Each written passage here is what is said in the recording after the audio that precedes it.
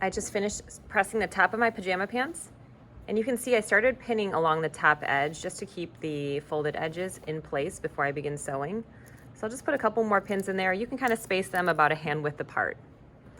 So as you're pinning this, my tip to pinning this is go ahead and put it in at the bottom and then bring your pin back out so it points towards the top of your pants. So all my pins, you can see they're vertical and the pin points are up towards the top of the pants. Okay, and then you want to space them out about a hand width apart. And just make sure that as you're pinning, your elastic casing does actually stay flat and that there's no folds or anything in it. Okay, so now it's pinned all the way around. It's nice and secure so that when I sew, it's not going to be moving on me.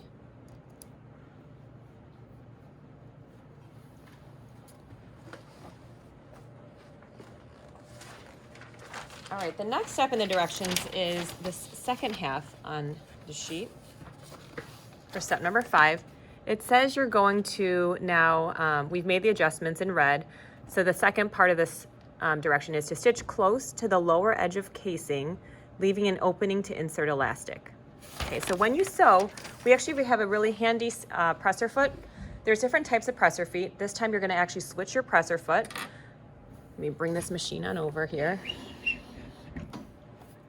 So for your machines, there's actually this button on the back of it.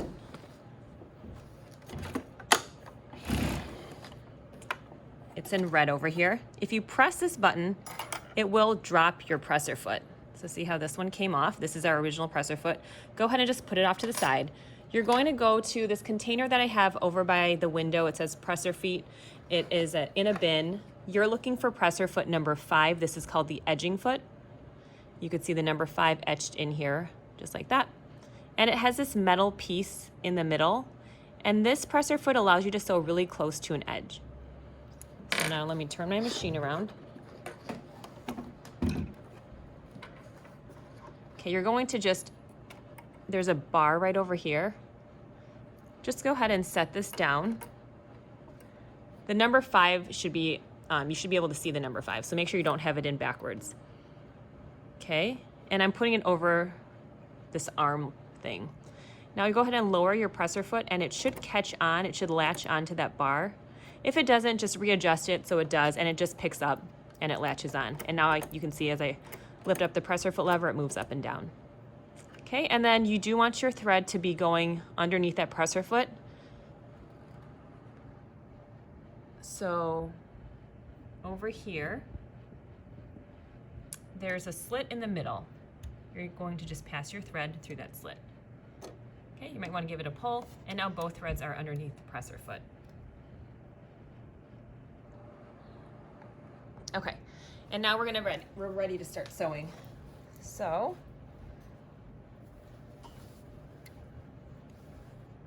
I'm going to indicate with 2 yellow pins my starting and stopping point. So we do want to leave like a 3 to 4 inch opening at the bottom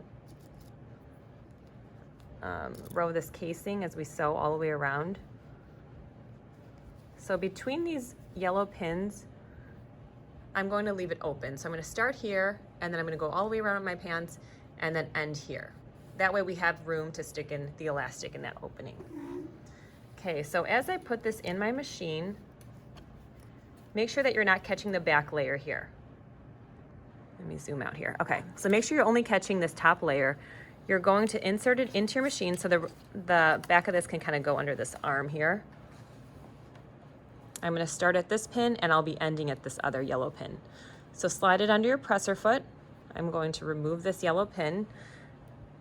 Always make sure you don't sew over your pins, okay? And then as you lower your presser foot, you want to make sure that this metal piece falls right in line with this folded edge. Okay, so I'm going to lower the presser foot. You can see this metal piece is in line with this folded edge. Now there's one really important thing. You have to make sure that the needle position is moved, because otherwise it's going to hit this metal piece and it's going to break the needle.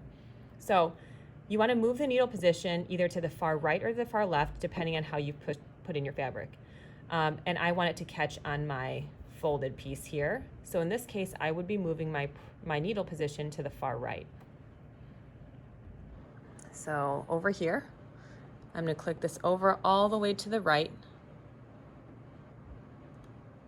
Looks like my settings are all messed up. I'm going to turn my machine back on and off. Okay, there we go. So needle position to the far right. Stitch length is at 2.5, and your stitch width should be still at 0. Okay, and then now you can see my needle's moved over. So now when it sews, it's going to be sewing over here versus right in the crease where the two fabrics meet. Okay, so when I start off, I'm going to go ahead and sew. I want to backstitch the first 5 stitches.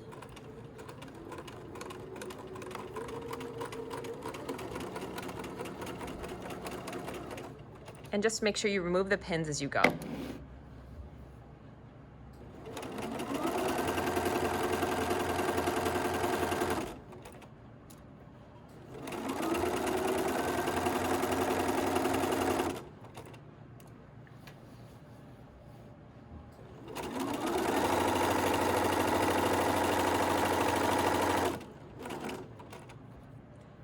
And as you're sewing, you can just double check for what's been sewn already that it did catch this bottom edge here.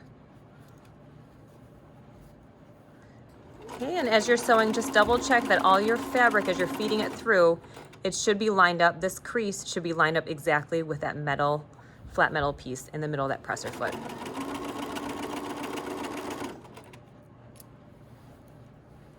I love this presser foot because it does a really nice job sewing along the edge and giving a really professional finish, and it looks really accurate too.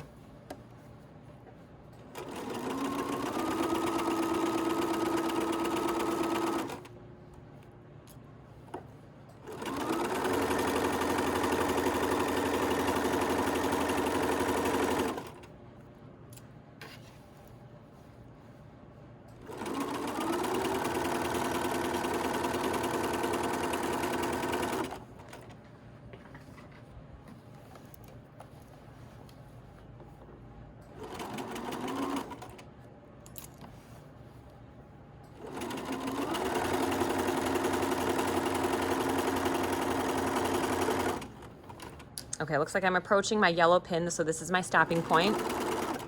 And take that pin out. And then when you reach the stopping point, go ahead and hold on your back stitch and backstitch 5 stitches.